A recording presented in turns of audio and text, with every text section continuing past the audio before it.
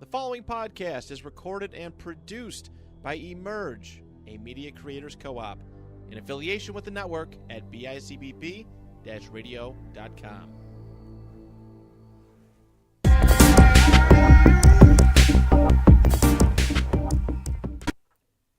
Hello and welcome to episode 30 of the Big Yak Podcast. It is I, Mike Pareto, and alongside me, as always, Nico Salambeni, and we have a special guest today. So this is going to kick off our Spotlight series. We introduced it last episode, and on Instagram, we're going to be highlighting a lot of college prospects and their journey to the NFL draft, and NFL journeys as well, too, however they do make it. And, today we have special guest Terrell Ford, wide receiver and return specialist from New Haven University. Thanks for having me, you guys. I really appreciate it. Welcome aboard, Terrell. So it was funny how this whole series started. I texted Mike like a week and a half ago, 2 weeks ago, and I was like, Mike, so we're just trying to get our plan for the offseason going. And I'm like, Mike, let's start reaching out to college prospects. Let's make this, let's add more content for the show post-Super Bowl. And at the same time, you were declaring for the NFL draft. Yep. Or I just saw you had posted about it. Yep.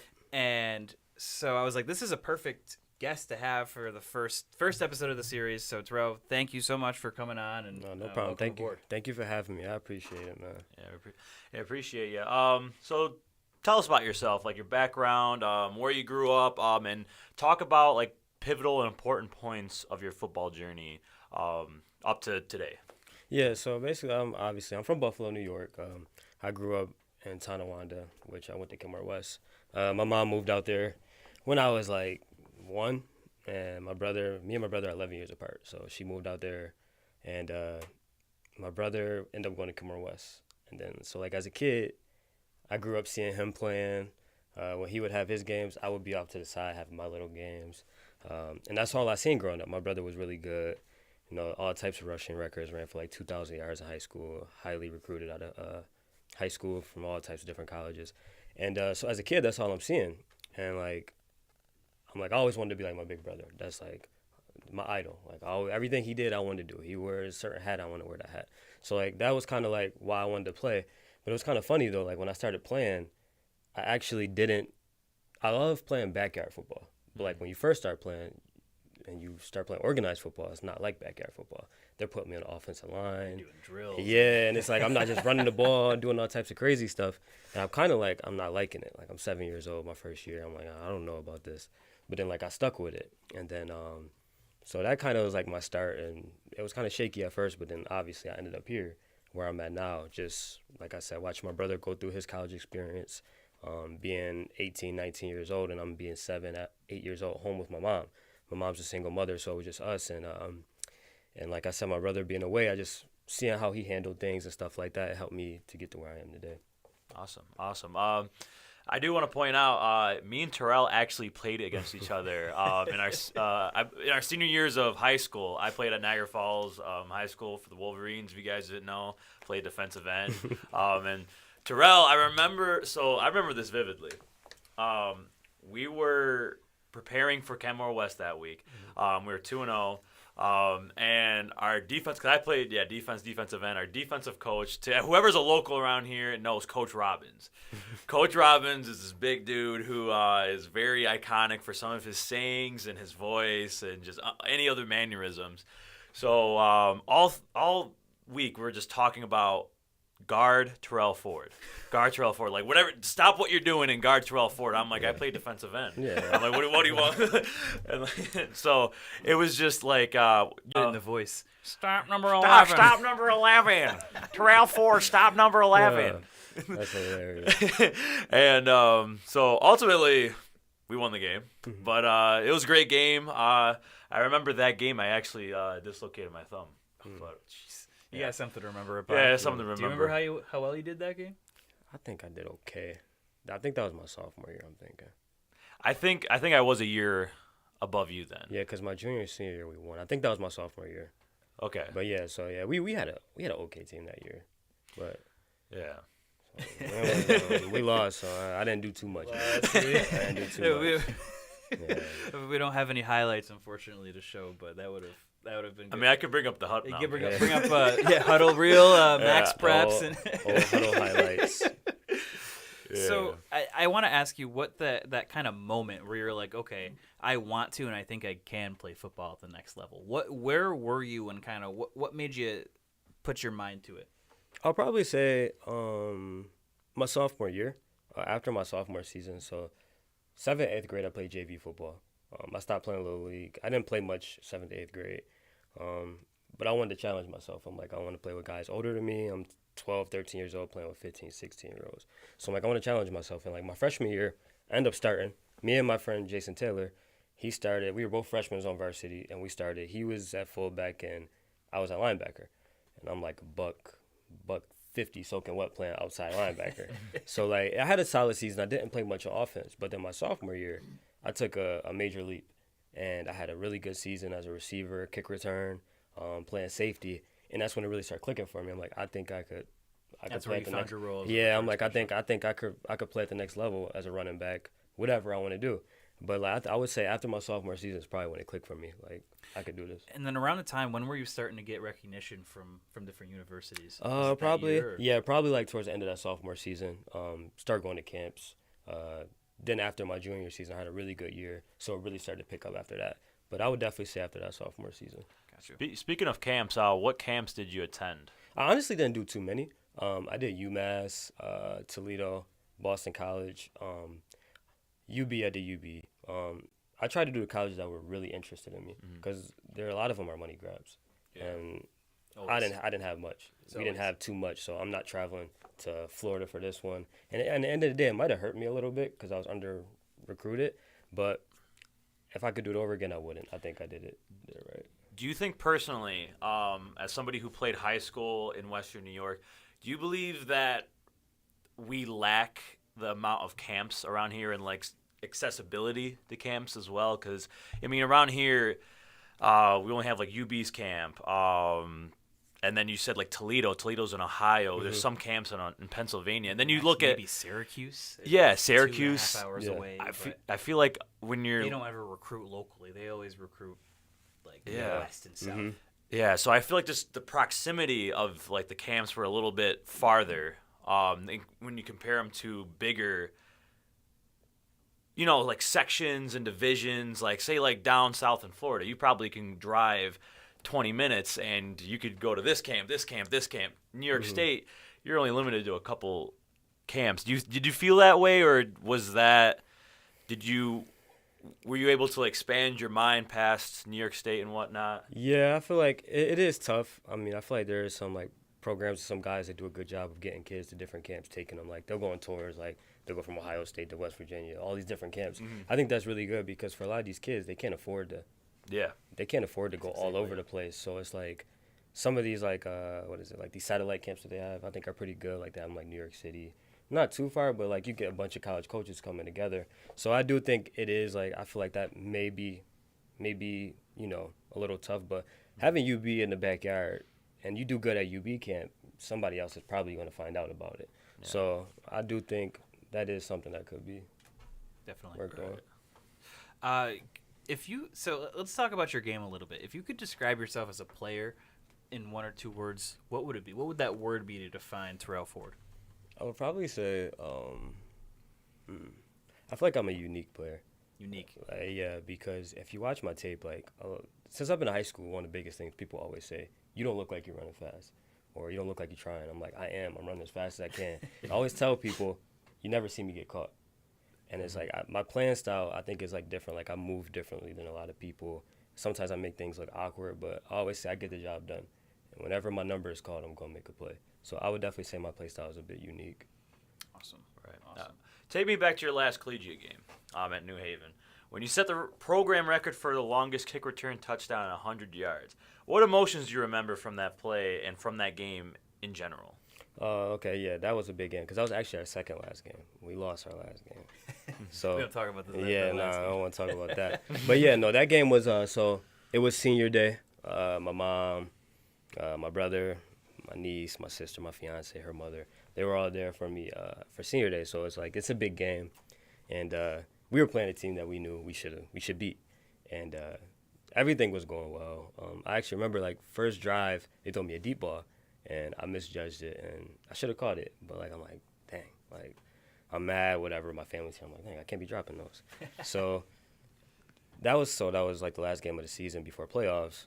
Teams weren't kicking me the ball anymore. I had like one game where I broke the single season record. I mean, most kick return yards in a game, all that crazy stuff. And like teams stopped kicking to me. Teams would kick it out of bounds. They would pooch it short. And then like this was the first one I got in weeks, and like it was kind of deep. It was like 3 yards deep in the end zone. I'm like, I knew my coach probably be like, yo, just kneel it. But I'm like, nah, it's senior day. I'm taking it right out the half. You got to. You got to Yeah, show right out the half. And then like when I called it, I just kind of like blacked out and ran. Like the sideline was open, and I just took it, cut across the middle, and it was there. So it was like one of those things where just like kind of surreal. You know, all my other teammates, my receivers, everybody like scored. All the seniors scored. It was dope. Yeah, I read that article that came out of New Haven's either student or regular report, and every single senior scored that game. And you guys thrashed that team. That's right? Yeah, Franklin Pierce. Yeah, it got like pretty 50, bad. It was like 50-something to 3. Yeah, because we had dropped the game before that. That if we would have won that, we won the conference, but we lost. So we had a lot of juice with us that week. Yeah, that's 51-3 on senior day. That's a pretty good senior day. Yeah, no, for real. Would you say that was your favorite moment in playing collegiate football, or would you say that you had other ones? I would probably say that was my favorite, just because who was there, the atmosphere, what game. It was my last home game in college. We didn't know if we were making it to playoffs, so that could have been our last game. So that game I would definitely say that was special to me. That game also, when I was doing my research about that moment specifically, that game had the highest attendance record. Yeah, it was something crazy. It was a ton of people there. That's awesome. Yeah, that had to have been such a cool moment for you. Yeah, no, it was really cool having my family there and all of that and making plays. It's That's always good. That's real good. Over your college career, you played in different offensive schemes and systems. You spent time at Clarion. And, so what scheme do you thrive best in, and why do you think that? I would say like just like this spread offense. I've been in the spread. Last season we were in a run and shoot, which in the run and shoot you have like more option routes and stuff like that. I feel like in the spread, like I play outside my whole college career, but I feel like I could play in the slot too. I feel like I'm diverse. You could give me jet sweeps, option routes from the slot, all types of different things, because in the spread you need your slots. You know what I mean? So I feel like I could be versatile in many different areas. So that's why I would definitely say the spread. Awesome. Yeah. I was going to say slot, outside.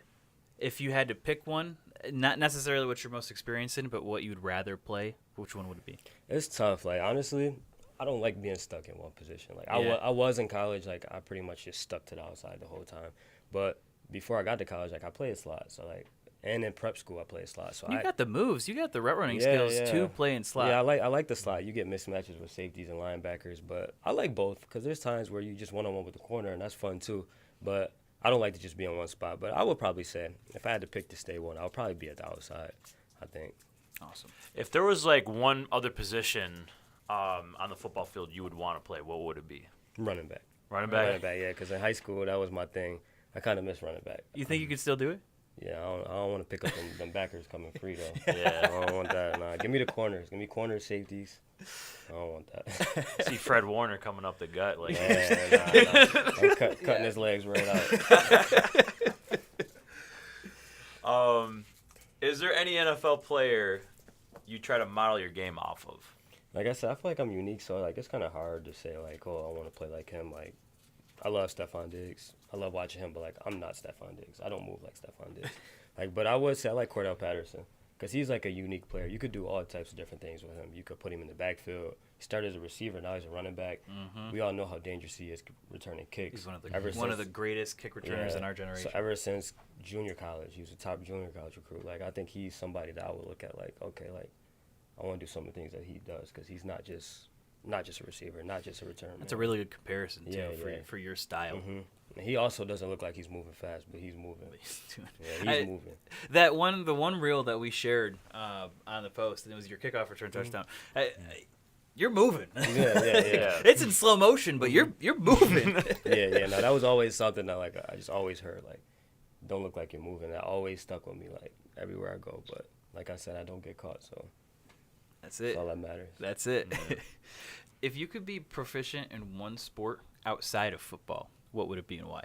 Honestly, Or even one area. Expand it even more. probably. I don't know much about it, but I'd probably say soccer. Soccer? Yeah, I've been watching soccer a lot lately. Yeah. Like I find it interesting. Like I love traveling and stuff like that. Going to Europe the past year, and like seeing how they treat soccer. Like those guys are like rock stars. Like I know Rich over there is smirking over in his chair. Man. That's his sport. Yeah. He knows. He's a soccer encyclopedia. and I don't know about that. But. yeah, when you watch those guys, their footwork is crazy. Like their feet are soft. Like it's just crazy. I would definitely. I'm sure you could gain some if you like learn. I'm sure there's a lot you could apply to football. Especially as a receiver. Like that's all you're doing. Your releases, breaking down. That's all those guys are doing. Cutting. They can't use their hands, so it's just nothing but footwork. They're elite with that. Yeah. What should we know about Terrell Ford off of the football field? Like I was just saying, like I love to travel. Like that's one of my big things. Like I love to see new places. Like me and my fiance, I actually just proposed to my fiance in Italy. Congratulations. So, thank you. Yeah, Congratulations. so that was big. We actually went to Paris and London over the summer. Did you think you were gonna do it in Paris? My mom did. She didn't. She didn't. They're everyone. For But a loop. yeah, no, that was cool. I also love history. Like I got my bachelor in history. That's like one of my favorite things. I love Marilyn Monroe. Look on my Instagram, you probably see it. I'll say what else. My dogs. Like you were just talking about your dog. I got 2 dogs. We actually just got a puppy. She's something. What kind of else. puppy? Collie. Oh boy. And then I already have a border collie and Australian Shepherd mix. So. Did they try to herd you? I've heard Yes. things like that. Shepherds and collies specifically, they'll herd their people. Like they'll gather them all if they're not in the same area. Yeah, like the big one tries to herd the They little nip one. at your feet. yeah. Like, come on, get going. That's all they do. They just play all day. But yeah, those things. Honestly, outside of football, those are things that I really like to do. Like play with them, travel, just watch history documentaries. Like I'm a big Holocaust guy. Like that's one of my favorite topics to study. Those type of Interesting. things, though, what I like to do. That's awesome. So, we talked about your game. We talked about you. Now, put that all together and give me your 30-second elevator pitch to a potential NFL team that wants you on their team. Honestly, I would say, like I'm here and I'm willing to do whatever it is to make a team. Like if you need me to run down special teams, I'll do that. If you want me to play DB, I'll do whatever I can. I just want to play football at the next level. That's been the biggest dream of mine. And I'm not just going to be a good football player. I'm a great character guy. Like I value my character. Nobody can say anything bad about me. I've never came to a meeting late. I've never missed a workout, never missed a meeting. I'm never late. I'm always on time, 10 minutes early. Whatever you need me to do, I'm there. I'm a good teammate. I'm great. You'll never have no problems out of me. So I think me being a high character guy and also doing what I have to do on a football field, I feel like I'll be a great fit for any of the 32 teams. That's awesome. All right. I do want to ask you this question. Being a senior in high school, can you talk about the recruitment process, like how you broke down what school you wanted to go to, what schools were interested in you, and like stuff like that? Yeah, so it was. I was blessed to have my brother because he knew how it would go. Like he actually knew a lot of coaches too, so I wasn't blind. A lot of people are blind to what's gonna happen in the recruitment process because like a lot of things happen. Like I didn't end up getting offered, but I had like some low D2 offers and some preferred walk-ons, but all the offers that I was gonna get, like they got like pulled last second, like UMass and some other schools. Like I almost got offered, and then they were like, "Oh, nah, I'm not gonna do that." So it was honestly, it's like cat and mouse. Like some schools, like they're like, "Oh, they really like you," and then like they may like somebody else. You know what I mean? Or a coach might leave. That was the biggest thing that hurt me. A lot of coaches would leave, and so when that coach would leave, the new guys they bring in might not want me. So it got tricky like that, and then that's when I'm like, I don't want to just go to, because actually Syracuse, they offered me for a walk-on, but I'm like, I don't want to be a hidden dummy. Yeah. So like I'm gonna go to prep school, and I'm gonna earn a scholarship like that. Like I'm not just going anywhere just to say that I go to a big school. No. Or you're not going to get the playing time that you want for it. Yeah, because there's a lot of guys that go to schools like Syracuse, Florida State, Alabama, and they have all this gear, but they never play. I didn't want to do that. Like, I actually wanted to play and try to play at the next level. They like the jersey. Yeah, exactly. They love the stuff that comes with it, but no, I didn't want that. Yeah, you got to get to work, and that's huge. That's a really good insight. We didn't have it listed as the questions, but kind of going off of the recruitment process and things like that. Do you have any advice for any high school students right now, high school football players that want to play football at the college level? One, grades. Make sure your grades are right, because a lot of kids, their grades are terrible, and they don't realize if you don't have any grades, you're not going anywhere. You're not going D3. You're not going anywhere. So it's like, I would say first and foremost, your grades. Honestly, pick the school. Like, a lot of people get caught up with, especially with the transfer portal, like when coaches leave and stuff like that. Like, I left school a few times, but I had multiple different reasons. Like, when you pick a school, like, coaches may leave, so don't be tempted to leave when a coach leaves. Or, for example, you're picking the school because of the name. That's like one of the worst things you could do, because you're probably not going to like that situation if you just pick a big school. Whereas you might have UB, but then you may have, let's say, West Virginia. You may go to West Virginia, you may not ever play, but UB might have been a great fit for you. So I would always say don't pick the school by the name. Pick, like, where best fits you. And also, like, college is a grind. Like, it's not easy. It's not. Like, I look back, I don't know how I was doing five classes a day, morning lifts, practice, meetings, film, and study hall. It's beyond a full-time job. It's then, beyond that. And then you're right back to it once the season's over. You go home for like a couple weeks for break, and then boom, spring ball, and you all over again. Morning runs, and it's like, it's tough. It's tough. Yeah. I did it for a couple weeks. So my freshman year, I went to Buffalo State and played. Okay. And so I remember the first 2 weeks. It was basically you're 8 to 8. And 8 you got to wake up at 6. Mm-hmm. And, they gave us a different time to lift. So you could either have this time slot, like 6 a.m., or you could do it, like, later that night. So, like, knowing me, I picked later that night just because I don't like waking up like that. Yeah. So it sucked. It just, as I just felt like, not to shame my high school or anything like that, but I didn't think I was that prepared going into college. That you say that I feel like that's a lot of problems for kids in Western New York. Yes. Like, we are behind, like, when it comes to coaching and stuff like that. Like, when I got to school, like, some of these kids I'm playing with, like, they're like, their coach played in the NFL. Right. So, like, they knew what to expect, or, like, that's to where it's, like, in Western New York, like, New York State, period, like, it's a bit behind. Like, I feel like New York State cares more about school than the sports. So it's like. Can I ask you a real quick question? I've said we talked before. I was a former coach. I retired. You were a 3-sport athlete. Yep. And how do you feel about that with today's athletes going into college? Is that a good thing, a bad thing? Too many. I was frustrated as a coach sometimes that, I don't run track. I'm a football player, and I always felt like you get to the combine and these guys are all American in track, and you can, like, how do you feel about it? How did you feel about being a multi-sport athlete? How did it prepare you for when you got to that level? I hate when kids say, they only play football, they only play basketball, or they only run track. It's like, you look at all those guys in the NFL, look at all the linemen, they all wrestled. Most of the defense and offensive linemen, they all wrestle. Quarterbacks, most of them play baseball too, basketball. Everybody plays.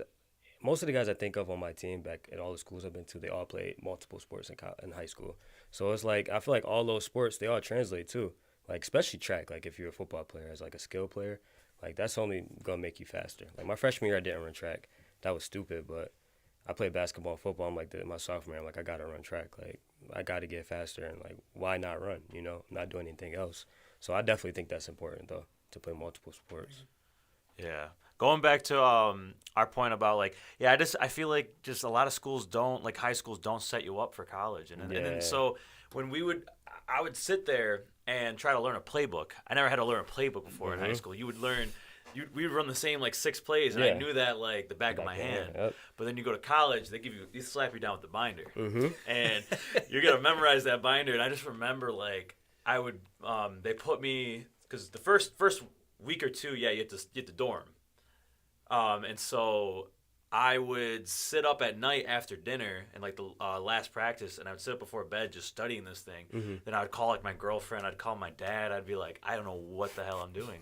Like, then you get to practice, you mess one thing up, you get screamed at, and it's just like your confidence just goes down on the ground. Yeah, man. Like I feel like, especially your first camp, like I always say, like physically it was tough, but it was more tough mentally. Like I feel like every player had that feeling, like, yo, I don't know if this is for me, like, cause it's so much. Like you're not, like you say, you're not used to that much playbook. It's just football every day. Like you don't have a life, so it's like, geez, I want to break, but it's like, it's tough. It's rough. That's why I'm saying, like, you kids got to be ready for what you're getting into, because it gets real. Right. I do want to go back into your career through New Haven, and when you got the word that you were going to be an All-American, what was that like? Like what were you feeling when you got that call? Like, hey, you're going to be on the All-American team. Yeah, that was I seen it. I was actually getting a tattoo, and my friend sent me it on Instagram. I'm like, oh crap, like, cause I knew like that it was a possibility. I'm like, cause that was something I shot for all season. Like I want to be All-American my senior year. Whatever, and it actually happened. It was like one of those things where it's like, it's a blessing, you know, to be. It's nice to be recognized for the hard work that you put in. You know, like a lot of people say they don't care. Like, yeah, in the grand scheme, like it doesn't mean a crazy amount, but it is nice to be rewarded, like to say like, oh, you're one of the best in the country. Like, Yeah, it definitely feels good. I'm not gonna lie. Yeah, that's awesome. Yeah. That's something you can also carry with you for the rest of your life. Yeah, nobody can take that from you. Exactly.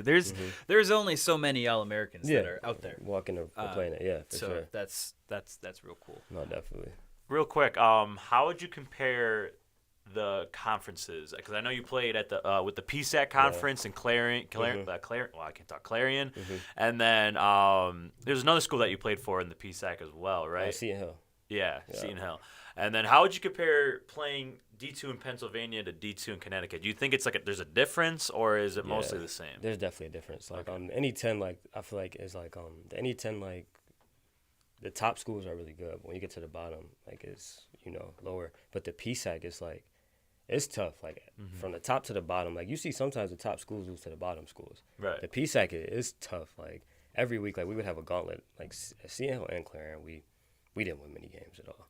But like you'd have these gauntlets like where you play Slippery Rock, they'll be like top 10 in the country. Slippery Rock. Then we would play IUP, they'll be like top 10 in the country. Then you would play Cal, and they would be like top 25 in the country. And then they put Shepherd in there, they would be a top team in the country. So it's like you just play like we're not good, and then we're playing these top 10 teams in the country, and it's like and they're in your conference. So it's like. Yeah, the PSAC is I would definitely say it's the toughest conference in the D2. Yeah, my brother played 2 years at Edinburgh. Oh, okay. Yeah, so he described it because he played. So he went from JUCO to Edinburgh and then finished at Buff State. Okay. So he said, yeah, that conference is just a lot of those guys are Division I players. Yeah, a lot of them are. They just got overlooked. That's why you see a lot of guys will leave there and go play Division I now with the transfer portal. Is Fair State in that? No, they're not. No, conference? No, they've been dominating the past 2 years. So. They're a monster. Yeah, it's crazy. Yeah, their team is OD. Yeah. But yeah, that's all I got. If that's all you got for the interview. Just like real quick, like what would you say is like some of your best memories in college? Like it could be football, could be going to a party, it could be traveling, just. Briefly describe. I would say like my first year, I was at Toledo first, and I was a red shirt. I was a walk-on. I didn't play, but like I was there when they won the MAC championship. And, like it was like that to see what it felt like to win. Like, the atmosphere. Yeah, like it was dope. And a lot of those guys went to play in the NFL. Like Deontay Johnson from the Steelers, like he was on that team. There's a lot of NFL guys. So it was dope to see that. Like as a young guy, like this is what it's like winning.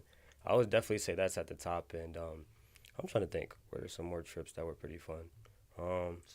I would definitely say that senior day game probably sticks out at the top because it was like, even though I was only at New Haven for a year, like some of the guys that I met, they were great guys. Like I love some of those guys, and we were together for a short period of time. And to see like all the seniors be able to score, it was because that was a really unselfish group that we had. So like to see everybody get some love that day, that's definitely something I remember. All right, that's awesome. That's great. Well, I think. Do you have any more questions? No, I'm good. Do you have anything else that you want to add that we might not have hit? No, I pretty much touched everything. All right, so that was our Spotlight series of questions. We're going to just recap a little bit of what we saw from the NFL. Real quick, we had a championship weekend. Yeah, that was crazy bunch of games.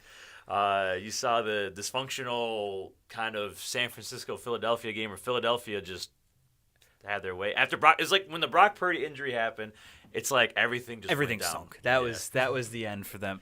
And I fully expected them not even to throw Josh Johnson. I fully expected them to have Christian McCaffrey just go from Wildcat the entire rest of the game. That was crazy when you threw the one pass. There was no one there. Yeah. I looked at it. I forget. Someone made a TikTok about it, and it was like, oop, and then the crickets. Yeah. It was just that game. I felt like was a little bit just all over the place. Like you really didn't know what was going to happen with San Francisco. Like, had you a little bit on your toes, but it just Philadelphia just dominated most of that game. Are who they said they were going to be all along. Yeah, they got a good team. Yeah. The 49ers got hot in the second half of the season, but I mean, I felt bad for the Niners. They had some bad luck. Yeah, the quarterbacks really bad luck. I was talking to Taj about this earlier. Shout out Taj for the haircut. So you got a haircut. But San Francisco and the Chargers are the two teams that have just had terrible injury luck over the last couple of years. And it seems like, I don't know if it comes down to, is it the training facility at this point, or is it just sheer luck? Mm-hmm. I don't know. That's tough, man. You never know. Yeah. Eagles are going on in the Super Bowl, and then the game later that day was Kansas City, Cincinnati. That game I thought was a way better game. Definitely. Just because, two teams that were really just going at it. You have two of the top quarterbacks in the NFL. I know we had a bet. You didn't come in dressed up at I know. Mahomes. I forgot about my my Patrick Mahomes jersey. Yeah, we had a bet that I said Cincinnati was going to win. Yeah. So if Cincinnati was going to win, I was going to dress up like Joe Burrow, like Joe Shiesty, his pregame fits. Mm-hmm. And then he was going to dress up like Mahomes. I have this Patrick Mahomes jersey. Yeah. It's like in the mustard yellow. They're alternate uniforms. Mm-hmm. So I have it, but it's like 3 sizes too big, and it like hangs dress. On me like a dress. Mm-hmm. And I lost a little weight since college too, so like now even more so. Like I'd be coming in a Patrick Mahomes blanket, but I'll save that for next week. You'll see me roll up next week in the Patrick Mahomes blanket. Okay. And it was just a way better game. Like Jamar Chase had a crazy catch that I remember seeing. I was just like sitting there in awe. Let's talk about that hit at the end, that penalty on Osai, their young defensive end. That's unfortunate. Me and Mike were texting about this during the game as it happened, and it sucks that game pretty much ended on the penalty, especially because Osai had a great game leading up to it. He had a real good game. And it's just, it's just one of those unfortunate things. He's one of those, like, when you're running fast like a lineman like that, it's just, you have so much momentum, it's hard. You can't just slow down. Yeah. So it was just a bad place at the bad time. Maybe somebody else could have made that tackle as well. I don't know. But he came from the other side of the field, and he just really wanted to make that play and get Mahomes out of bounds. Yeah. But in the end, Mahomes was a little bit too far out of bounds, and that's going to get flagged anytime. Mm-hmm. So, and 10 times out of 10. Just seeing him just like after the game, just so emotional and just like breaking down. It's heartbreaking. It's just you don't want to see stuff like that. But he had a lot of his teammates console BJ him. Hill, Mm-hmm. shout out BJ Hill. That interview was awesome. Great. That was dope. But yeah, just some tough thing to see. Kansas City though, Patrick Mahomes on one leg is just Travis Kelce. They're just like different. Yeah, it's just different. I don't get it, man. I just like as much as I like, because we're Bills fan. Are you a Bills fan? Yeah. Yeah. As much as you want to see like us succeed and you want to say Josh is better than Patrick, you just can't. You can't do it. You can't. Pat is so. He did that on a high ankle magician. sprain, and those injuries take like at least 3 weeks. Yeah, that takes a while. Those high ankle sprains. Yeah. And it was like the worst kind of ankle sprain that they said too. Like that, it was like the worst high ankle sprain you could possibly get. And he hobbled out there and did his thing. And just they taped it up. They probably gave him a shot of something before the game. I don't know, but he looked like a natural. Like he is natural, but like just it didn't look like it was hindering him. No, it looked like it. Yeah, it looked like the injury never even happened. I just want to say shout out to the Cincinnati mayor Did you guys see the video that was of hilarious. the mayor? Yeah. Oh yeah, it was You got to go to Burrowhead. that Burrowhead, and then they have to take paternity tests. I can't like if you're the mayor of a city, Yeah. why would you go on tape and say that? You just gave like, him ammo. Exactly. Even Cincinnati fans and players were like, "What the hell was that?" Yeah. you could tell the Chiefs were fired up about that one. Oh, I mean, look at Travis Kelce at the end of the game. Chris Jones, all those guys. You jabroni. Yeah. Yeah, that was dude. That whole post game, those sound bites from Travis Kelce were just incredible. Like it's just you just see how excited they were. Like and you saw how much, as you're saying, like that ammo of how much that like meant to them. That motivation. It's just. You don't want to hear people calling your home stadium Burrowhead. I get like Mahomes, Burrow's 3-0 against Mahomes, but like, let's relax now. It's still the Chiefs we're talking still the about. Chiefs. Still Pat Mahomes. Exactly. Yeah. But yeah, Kansas City went on to win. They're going to the Super Bowl as well. So this next week, we have the Pro Bowl. Tyler Huntley Pro Bowl, leading the AFC. Pro Bowl, I don't know. I don't know if your guys take on the Pro Bowl, but I'll watch it for like just I'll watch it just to see some of the guys, just have fun. It's That's fun. the thing. I'm It's most just- excited for the skills, like the catching skills competition. I remember it was either last year or the year before when Stephon Diggs went through a table and caught a pass. Like that's fun to me. I think that's the closest thing that we can get NFL wise to like the slam dunk contest. Yeah. But I also like watching the dodgeball game. Yeah, that's pretty cool. Going in high school, I mean dodgeball. Like if you were the king of the hill in dodgeball, then you were the shit. Like that was that was I the think peak of my high school. the nature of professional football just makes the game silly. Like the flag football thing, I don't know. I'd rather they just do the skills competition. Just drop the game hockey, entirely. it works a little better with hockey. I like when they do the skills competition hockey. I like the 3-on-3, things like that. Baseball obviously is a different type of sport. You can do it. NFL, they should almost just do the skills competition, not even have the game. I would nix the game entirely. They deserve that. You definitely want to still have a pro. You want the Pro Bowl designation because that's going to make a difference in terms of their there's Hall of contract Fame and all those incentives kinds of things down the like that, road. But it's funny because they were talking about like the guy who bought Chelsea FC, who's a London team. He's the guy who owns the Los Angeles Dodgers. And he said we should have a soccer hall, like a Premier League, like all-star game. And everyone's like, that's really an American thing. We're not doing it all because it's to me. I just think that a lot of those guys just don't really want to hang out together and try to force a football game where someone could really get hurt that would be bad. in football. I just they need to move away from it. I mean, Josh Allen's not even going. He's going to play golf.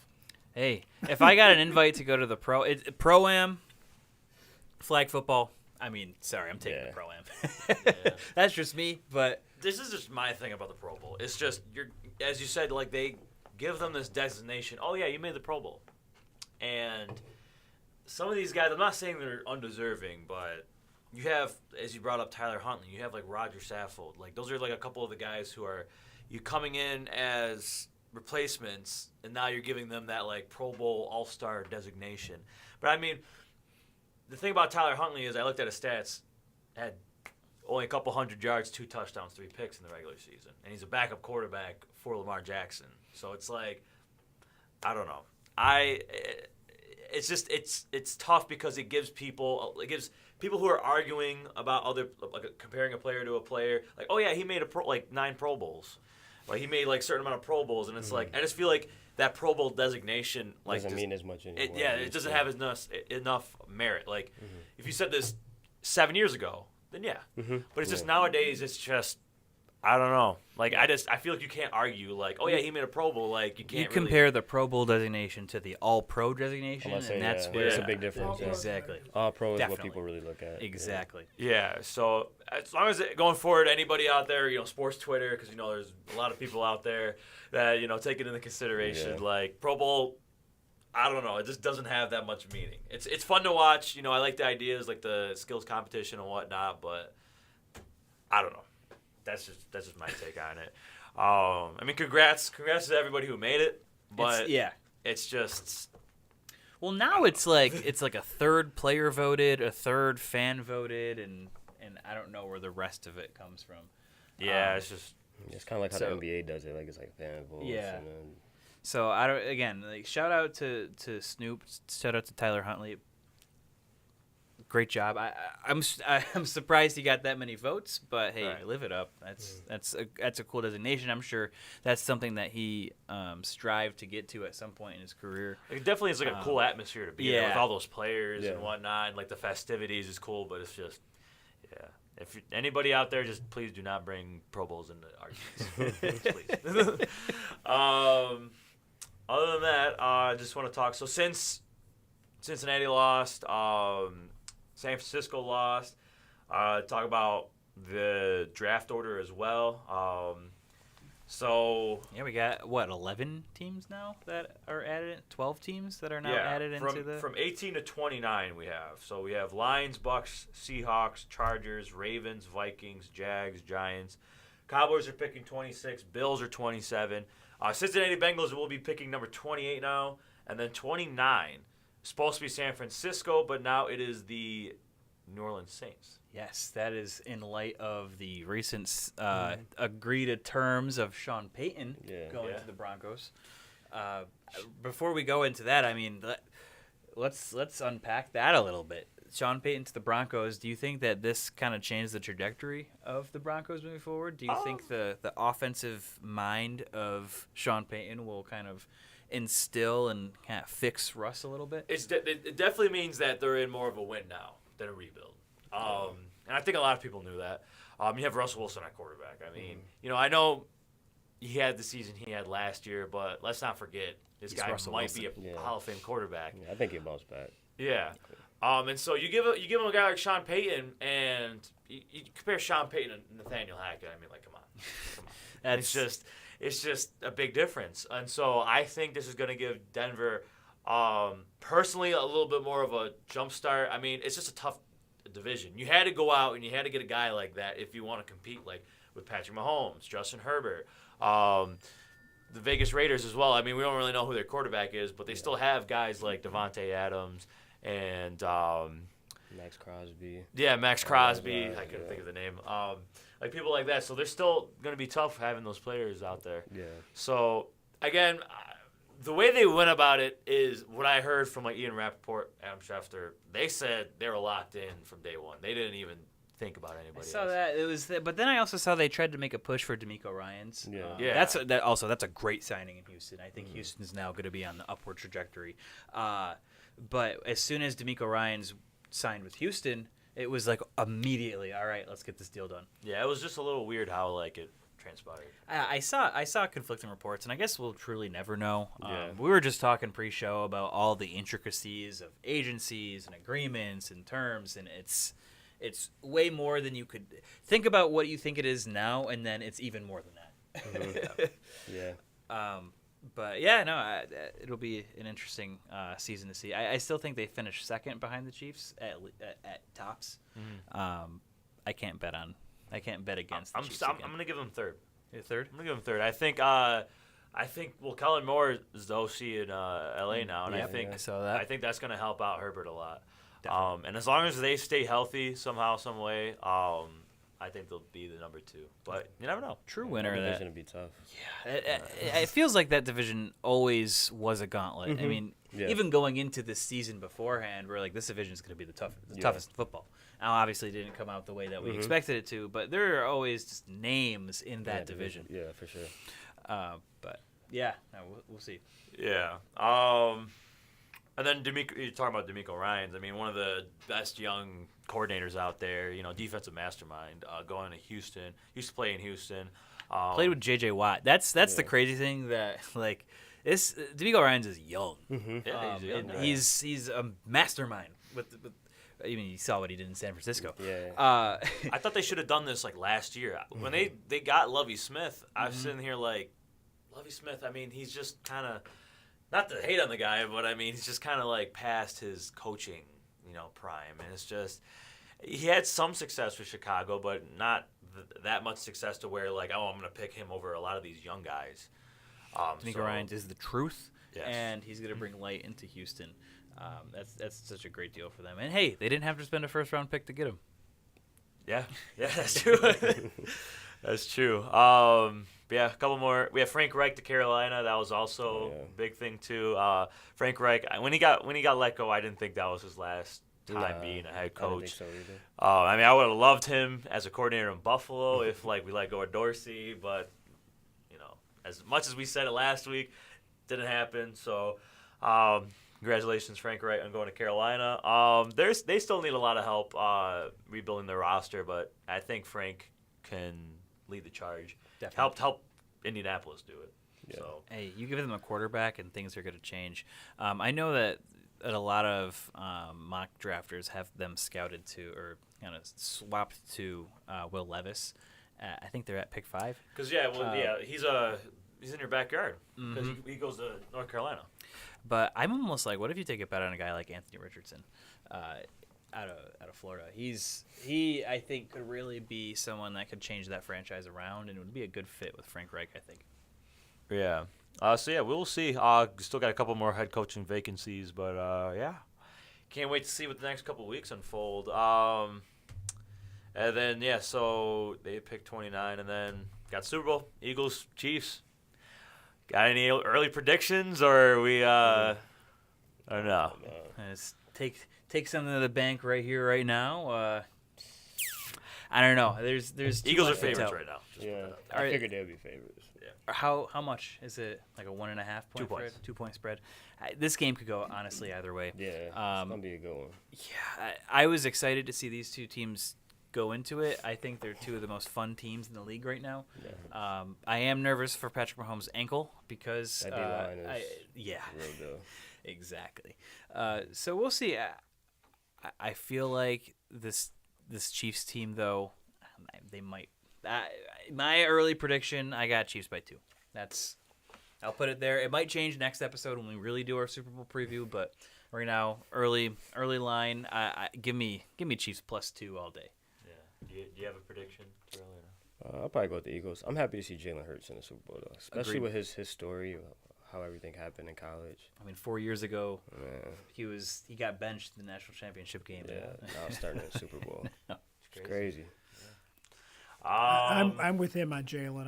I like Jalen's story an awful lot. I root for a guy that everybody gave up on, and he's a great story, and I feel like he would have been MVP if he wouldn't have got hurt. Yeah, he definitely would have. I mean, and no disrespect. I mean, not when I was going, oh, but Patrick Mahomes. Patrick Mahomes is brilliant. I mean, he's a genius out there. I mean, he's different. we're it's only a matter of time if he has a trajectory that he has. We'll be saying, when we talk about goats, he'll be a goat. I mean, he'll be the 3 guys from football you'll talk about. He'll be in those guys, the greatest of the game of all time, if he can have that. But in the meantime, Jalen Hurts is, man, who wouldn't want that guy? I mean, he's just I don't know, just the story's so great. And as I'm not a big fan of the city of Philadelphia because sometimes your fans are too much for me. But I guess people would say that about Buffalo fans. Yeah. But at the same time, like I like the story of Philadelphia winning. I feel like I think it's a good story, and I think that everybody keeps saying they're untested, but that doesn't mean anything. Like I don't know. Like I think if they play this game 10 times, Kansas City probably wins at 6. But I think Philly's got a good chance to win. I got as good a chance. This is all how things fall. You know. I just care about a good Super Bowl. Like me personally, I just last couple of Super Bowls have just been a little underwhelming to me. Yeah. And, I mean, last year was all right. But like I remember like the Patriots Rams Super Bowl. I couldn't stand that one. Yeah, that was bad. Chiefs Niners was pretty good for the most part. They came back, so it was pretty good. Yeah, the COVID Bowl or whatever you want to call it. That was bad. Yeah, that one. I mean, my guy the weekend performed, but other than that, I didn't enjoy it at all. So yeah, I'm just hoping for a good game, honestly. Yeah. So that's all I care about. And that Rihanna halftime show too. That's gonna be a fire halftime show because we haven't really seen her. For that. We haven't really seen her like perform live in like years. Well, yeah, that was the whole marketing campaign. They're like, "I'm back." Rihanna said, "I'm back." Yeah, Super Bowl is coming up 2 weeks. Got Pro Bowl next week. But yeah, we're gonna be very invested next couple of weeks. Got college recruitment, It's time. bowls, combines. It's all here, man. The show don't stop at the Super Bowl, and we're gonna cover it all. And we're gonna hopefully be able to reach out with you later on and sure. kind of check in with you how you're doing. And Most definitely. yeah. Yeah. But that's all we have for you today. Do you have anything you want to add? No, thanks for having me, man. I appreciate you guys having me. Of course, yeah. We appreciate Thanks for you coming on. No problem at all. Yeah. So yeah, this is episode 30 of the Big Guy Podcast. Thank you, Terrell, for coming on. Thank you, Nico. Thank you, Merge and Maranto. Thank you, Matt Johnson, BICBP Radio Network. So next week we have episode 31. We're going to be previewing the Super Bowl, but we're also going to be working in some more of our Spotlight series. We have a couple more on Friday, and we're going to give those interviews to you guys out. Hopefully we should have those out before next episode. That's the plan. Yeah. So if you're listening in and you're ready for Spotlight series episode 2 and 3, hopefully we can get them out some point this weekend. Yeah. And also, we didn't really get to talk about Underdog, but we're our Underdog partners. So if you guys want to bet with Underdog, use our code Big Yak. There's no football games on, but you can bet it with MLB, basketball, hockey, anything like that. So come support. Thank you, Underdog. Thank you, Underdog. Yeah. But yeah, like and subscribe. YouTube, Instagram, Facebook, TikTok. But yeah, we'll see you guys next week for the next episode. See you guys later.